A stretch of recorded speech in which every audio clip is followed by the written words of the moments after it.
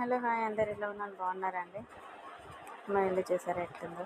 ఆకురాలు కాలం కాబట్టి ఆకు ఒకటి రాలుతుందండి. వెనకాల చెట్టు ఉంది, పెద్ద చెట్టు.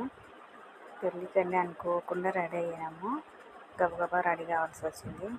అటుపక్క డోర్ ఉంటుంది, ఆ పక్క నుంచి బండి బయట పెట్టి మా ఆయన హెల్మెట్ రాజా. కర్నూలు మాది. కర్నూలులో ఎవరే కానీ హెల్మెట్ పెట్టుకోరండి. ఈయన మాత్రం కిలోమీటర్ దూరం వెళ్ళాలన్నా కూడా హెల్మెట్ పెట్టుకుంటాడు. జాగ్రత్త బాగానే పాటిస్తాడు, కాదనను.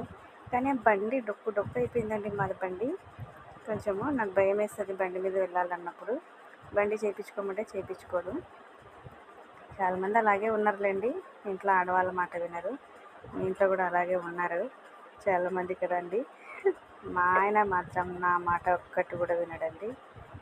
కనీసం చెప్తుంటే కూడా వినిపించుకోవడం, బండి బాగాలేదు చేయించుకోయ్యా అని చెప్తూనే ఉంటాను.